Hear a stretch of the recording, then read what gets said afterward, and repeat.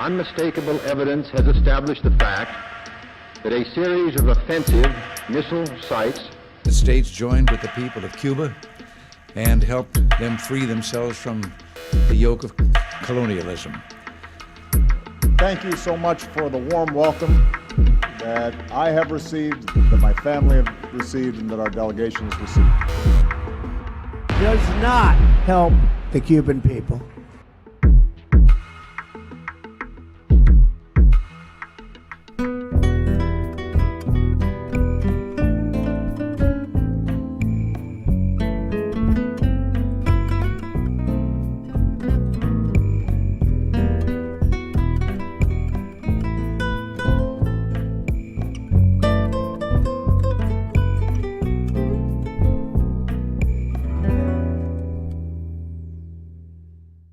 Yo dijera que la primera característica que tienen los emprendedores en Cuba es la de decidir echar raíces en este país y creer profundamente en él.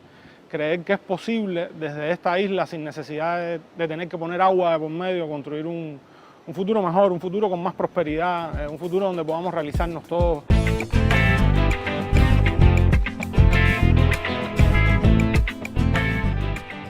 Vamos a definir emprendedores, buscar de forma individual o de grupo soluciones o proyectos a una situación difícil. O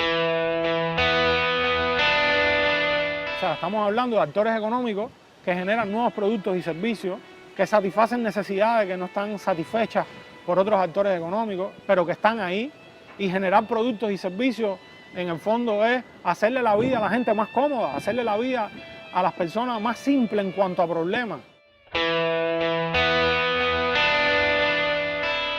Yo creo que para nadie es secreto que este país lleva ya décadas viviendo momentos difíciles, sobre todo en el término económico, y por lo tanto afrontar cualquier problema, cualquier situación de la vida cotidiana en nuestro país no es posible si uno no lo hace con un espíritu de emprendimiento por delante.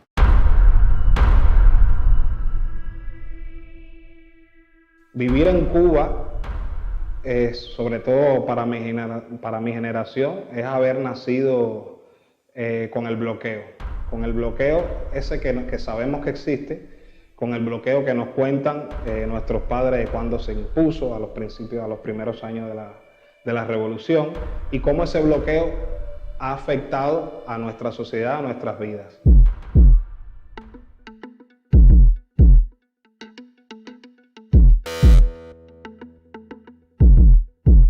Si miramos particularmente ejemplos concretos de afectaciones al emprendimiento privado como resultado del bloqueo del gobierno de los Estados Unidos contra Cuba, se pueden encontrar también buenos ejemplos. En la industria del software privado, por ejemplo, sobran las herramientas informáticas, los recursos online que están en la nube, que no son accesibles para un desarrollador cubano, siempre y cuando esté sentado en la geografía de esta isla.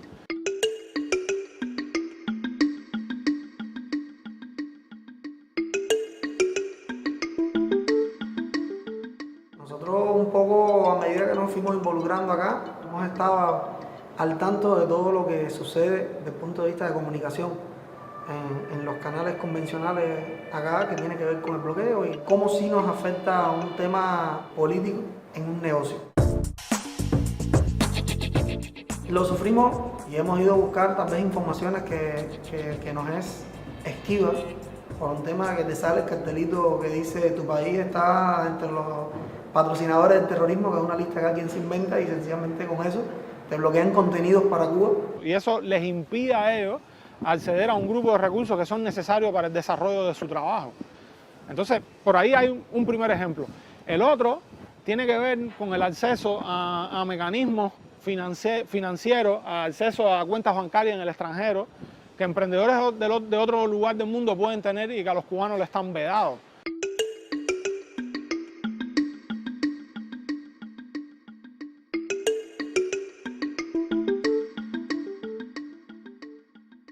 Todos sabemos los gastos en los cuales se incurren y todos los materiales que se necesitan para hacer un taller de fundición. O sea, el taller está dividido en cerámica y fundición, y evidentemente se trabajan con materiales caros, materiales que no existen en Cuba, y hemos sufrido el hecho de no poder importar el horno de cerámica que necesitamos. Sabemos desde el punto de vista económico, todas las facetas de la vida social son violentadas por este bloqueo, porque es asfixiarte, tratar de asfixiar a un país y tratar de doblegarlo por el medio del poco a poco. Emprender en Cuba no es una tarea fácil, porque son palabras que durante años no han sido del todo bien vistas. O sea, el que hace negocios o el que se desenvolvía en el sector privado durante muchos años fue visto como algo relacionado con lo ilegal o algo relacionado con lo malo. Existe un cliché que no es solo cubano, ¿no? Que es ese concepto del emprendimiento trae el bienestar económico. Y en perspectiva debería ser, ¿no? El objetivo, uno de los objetivos que se persigue también es tener un bienestar económico de fondo. Y la realidad es que desde el punto de vista económico pasan años para empezar a percibir tal vez una estabilidad, por decirlo de alguna manera.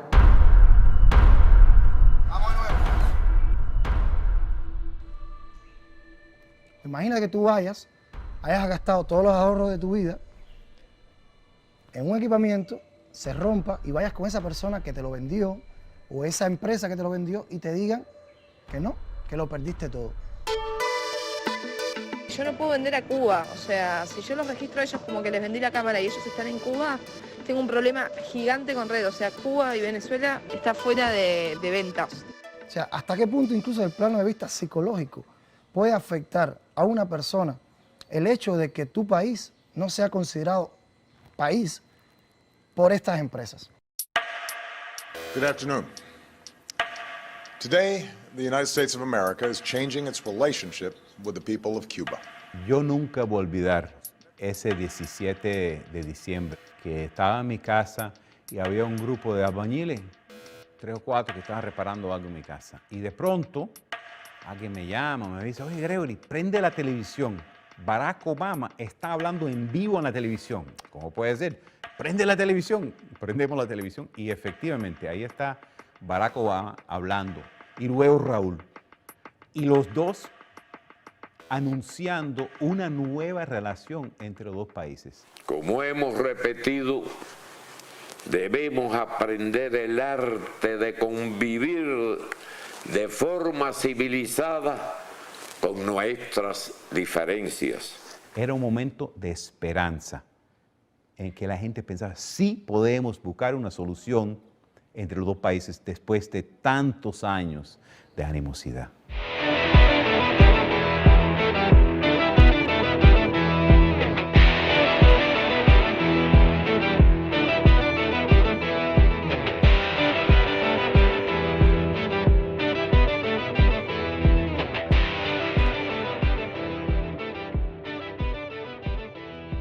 En aquel momento estaba el sector privado, después de 4 años de aplicación de política de trabajo por cuenta propia, creciendo, y vendría toda una etapa buena para el sector privado a partir de lo que esa decisión implicó en materia de viaje para Cuba, en materia de envío de remesas. El cubano inventa del aire.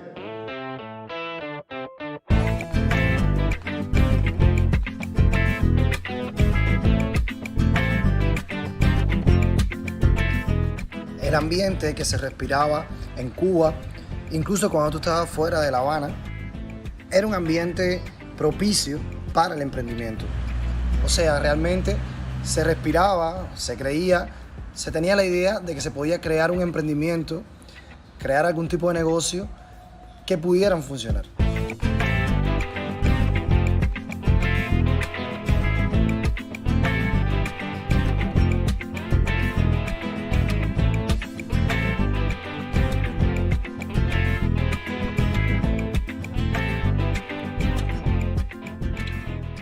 El gobierno cubano y el gobierno norteamericano estaban obviamente negociando y decididos a construir una relación diferente. Pero en ese momento el crecimiento, el desarrollo del sector privado, en mi opinión, fue interpretado por los dos gobiernos de manera distinta. Por un lado, el gobierno norteamericano, y yo creo que se dijo claramente por muchos de los líderes políticos de ese país, veían el emprendimiento privado como el agente de cambio la gente que iba a cambiar el sistema, que iba a cambiar el país. Those of you who run your own business knows what this means. You can earn a little more money for your family. You can provide more for your children. And then there's the pride that comes from creating something new and improving the lives of those around you. And that's the power of entrepreneurship. It's about self-determination, the opportunity to forge your own future. Y en Cuba, el elemento retador, el elemento peligroso que podría transformar los valores más esenciales de lo que este país se propuso ser en 60 años y que evidentemente se querían defender. ¿Qué ha pasado con esto? Que luego escuchamos los discursos donde nos dicen que el problema o el embargo no va encaminado a los emprendedores. Que para nosotros no es ese embargo, que a nosotros sí se nos va a dar apoyo, que a nosotros sí se nos va a ayudar, que el embargo es contra el gobierno de Cuba. Yo parto de una idea, y es que la economía no se puede dividir en parcelas. Uno no puede decir que está la economía privada y la economía estatal. La economía es una sola. The previous administration's easing of restrictions on travel and trade does not help the Cuban people. They only enrich the Cuban regime. Ese discurso en el cual quienes han aplicado esas medidas por décadas dicen que están diseñadas para aplicar solo un sector de la economía y no otro, es un discurso que tiene los pies de barro. Eso no es real, nos afecta a todos por igual. Porque primero, no existe una manera de separar ningún negocio, ningún emprendimiento privado, estatal, lo que sea, de separarlo del gobierno cubano. Porque es un país y cada país tiene su gobierno, tiene sus leyes. Y uno tiene que hacer su negocio, su emprendimiento bajo esas leyes. En el inmenso mundo de lo que es el mundo del arte, de lo que es el mercado del arte, eso también influye. Si llega un visitante y desde que llega su tarjeta aquí en Cuba no se puede utilizar, el dinero con que viene es reducido, o sea, se la tiene que imaginar para tratar de adquirir una obra de arte que le interese. Para venir a Baracoa o para venir a Santiago de Cuba tiene que venir por guagua porque no hay vuelos directos. O sea, es una cantidad de imposibilidades que se van creando y que evidentemente van asfixiando al desarrollo de una cultura en un país. Y son cuestiones en las cuales se ve presente todos los días, se ve presente y te va creando una situación muy difícil para emprendedores, porque al final todos los artistas también somos emprendedores. Yo soy canadiense y yo sé la cantidad de productos que no entran por Canadá o por Europa a causa del bloqueo. El bloqueo no es solo que bloquea lo que entra desde Estados Unidos, sino de todo el mundo. El bloqueo afecta al emprendimiento privado en Cuba de la misma manera que afecta a la empresa estatal.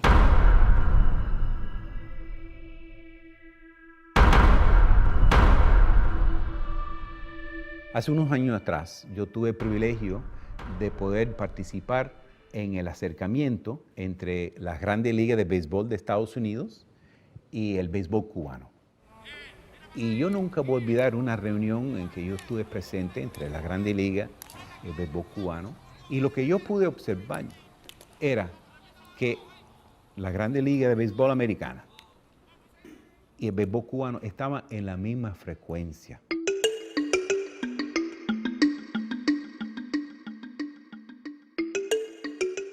Hicieron una selección una selección de 32 peloteros y yo me sentí, fue lo más grande también, porque uno también viene, vamos a ser realistas, de chiquito con ese sueño de estar en las grandes ligas. Que ellos querían que los peloteros cubanos, esos peloteros tan buenos, porque Cuba es una cuna de béisbol en el mundo, que esos peloteros pudieran ir a realizar sus sueños, a jugar béisbol en los Estados Unidos, sin tener que abandonar su patria. Bueno, me sentí contento, hablaron con nosotros, dijeron que habían varios equipos interesados en los atletas que seleccionaron, hasta que, bueno, ya todo se rompió y, ¿qué se puede decir? Simplemente somos atacados. We will enforce the embargo. We will take concrete steps to ensure that investments flow directly to the people so they can open private businesses and begin to build their country's great, great future, a country of great potential. Y lamentablemente una contradicción que se mantiene en la actual administración norteamericana, la administración del presidente Biden, que durante la campaña electoral había dicho que iba a regresar a la política de acercamiento con Cuba que desarrolló la administración Obama. Y eso no ha pasado. Tenemos que votar para proteger lo que este país ofrece. Tenemos que votar también para una nueva política con Cuba. El enfoque de esta administración no funciona. Cuba no está más cerca de la democracia y la libertad de lo que estaba hace 4 años. La actitud emprendedora en Cuba no es exclusiva del sector privado. Ideas y proyectos se desarrollan en Cuba no solo en el sector privado, sino también en el sector estatal, en el sector público. Y entonces todo el que esté desde una institución estatal desarrollando también un proyecto, un concepto nuevo, evidentemente es emprendedor, como lo hacemos los que emprendemos en el sector privado.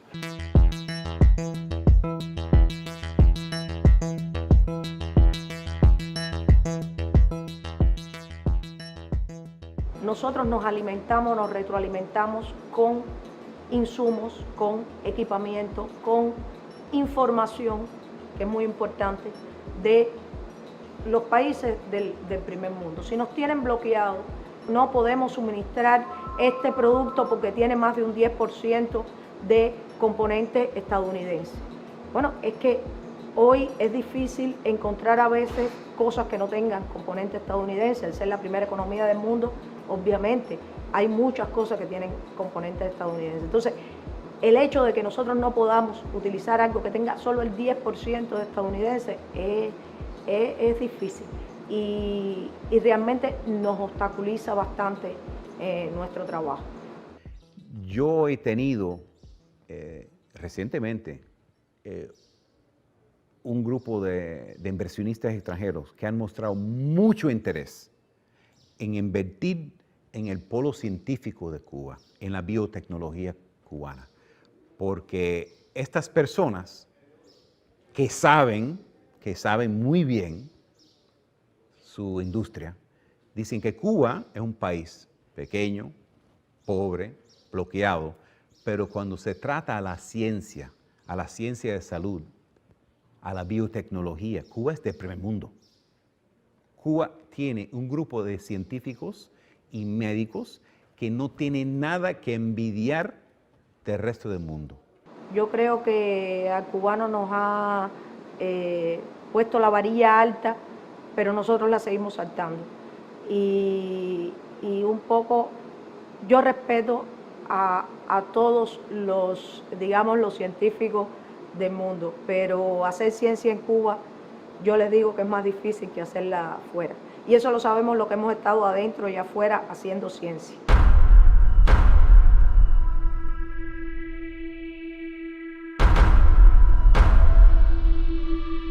Promover Cuba es un reto, conocer Cuba es un reto y el embargo es un filtro, vamos a decir, una barrera real para conocer Cuba. ¿Cuántos proyectos podíamos haber hecho durante todos estos años?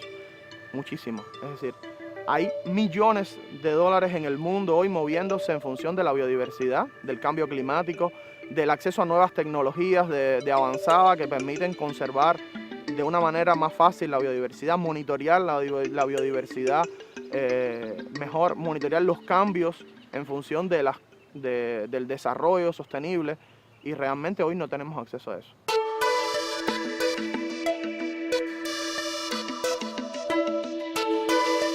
¿Por qué National Geographic no firma en Cuba? ¿Por qué Discovery Channel no firma en Cuba?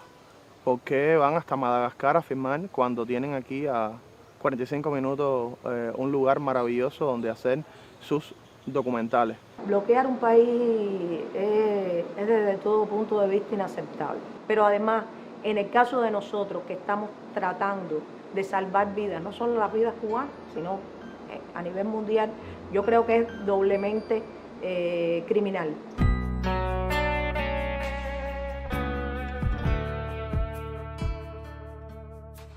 Mi padre es músico, yo soy de hecho el fruto de su sacrificio, de su empeño. Se le detectó que tenía un tumor de próstata. Hoy ya tiene 5 años desde el momento en que se le detectó. Y pues ahí seguimos, él siempre lo dice, que se siente bien, que se siente fuerte.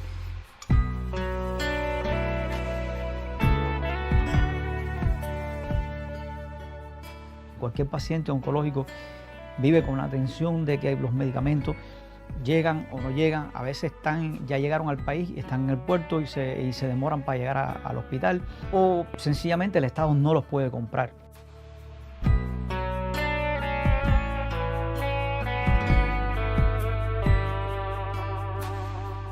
Cada vez que se pone una medida contra Cuba, cada vez que se aprieta más la tuerca, nos damos cuenta de que realmente a quien están jodiendo con esto, ¿sabes?, es al pueblo, es a la gente, al cubano de a pie.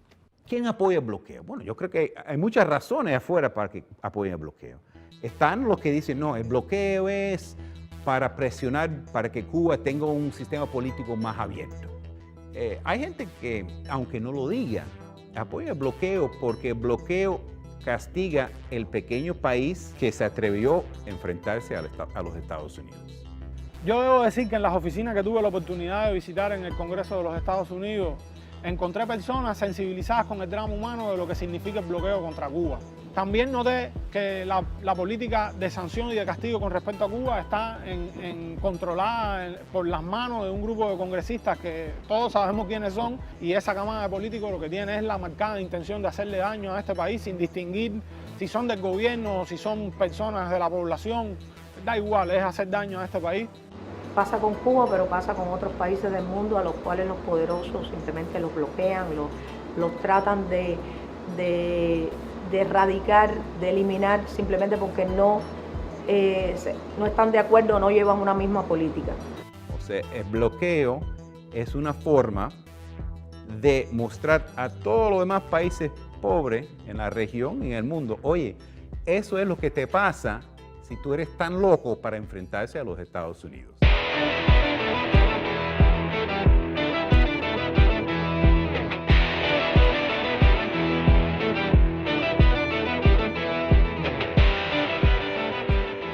Hoy, 4 años después, o sea, yo soy consciente de que Cuba está muy lejos de ser el país perfecto o el país más idóneo, incluso para iniciar un emprendimiento. Debido a legislaciones, debido a la burocracia, debido a muchas cosas que hay que perfeccionar, que hay que cambiar. El contexto actual al que se enfrentan los emprendedores hoy, yo creo que es el peor. Disminución de clientes, disminución de ingresos, imposibilidad de realizar sus actividades, afectaciones en el acceso a insumos y materias primas. Yo creo que después de esto, cuando sobrevivamos esta gran prueba, porque la vamos a sobrevivir, vamos a estar preparados para enfrentarnos de tú a tú con cualquier fiera. O sea, el bloqueo también ha creado un sentido de solidaridad entre los cubanos y ha incentivado al gobierno de también ser muy pragmático y buscar soluciones. Pero también, en mi opinión, ha creado un patrón de pensamiento negativo en uno echar toda la culpa al bloqueo. Yo digo que el bloqueo nos ha hecho enquistarnos de alguna forma. Es como la evolución de las tortugas, ¿no? Que nos metemos dentro del carapazón.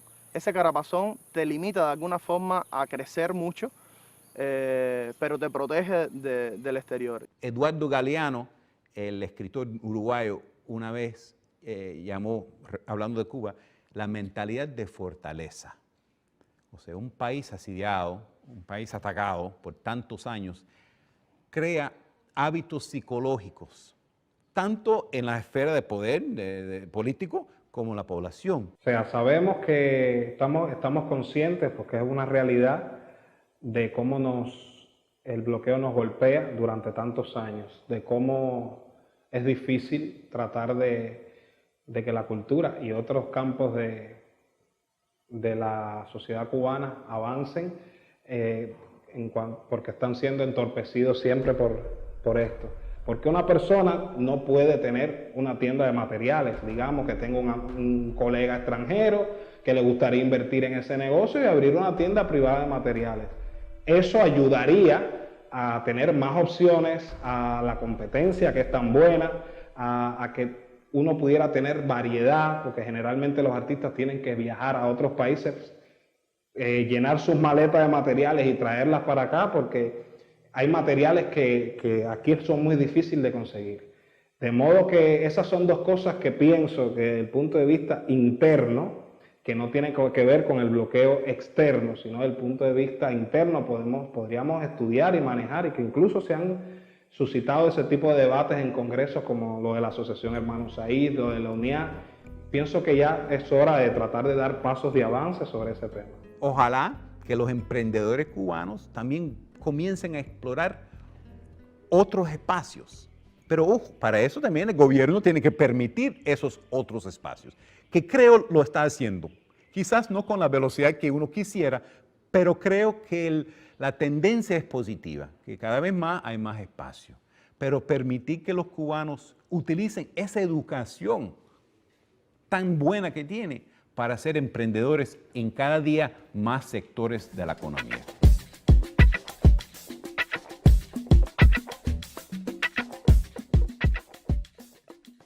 Soñemos que mañana ya se acabó la COVID, que mañana ya la economía nacional se equilibró de los impactos generados por el ordenamiento monetario. Soñemos que mañana ya existen regulaciones orgánicas, coherentes, regulaciones públicas en Cuba para la participación del sector privado en la economía nacional. Con el bloqueo todavía las posibilidades, los resultados van a seguir estando muy por debajo de lo que realmente este tipo de actor económico va a poder rendir.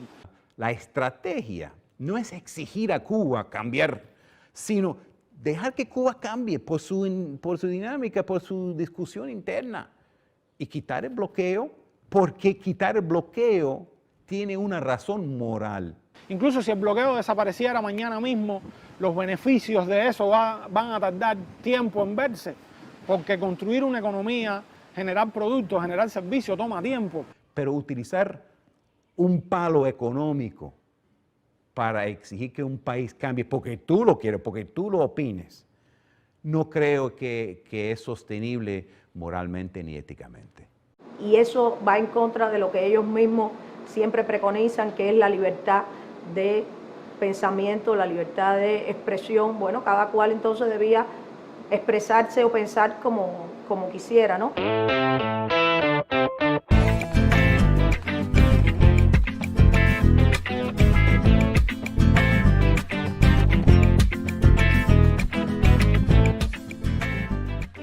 Y por lo tanto que el bloqueo se mantenga y se mantenga por años y se mantenga por años, lo que sigue siendo es un fardo pesado en las piernas de los actores económicos cubanos, en las piernas del sector privado, que va a seguir sumamente limitado, va a seguir cortado, desconectado de la economía global, porque desconectada de la economía global está la economía cubana. Ojalá y un día podamos encontrarnos aquí, ¿sabes? En esta Cuba, una Cuba no bloqueada, una Cuba sin bloqueo.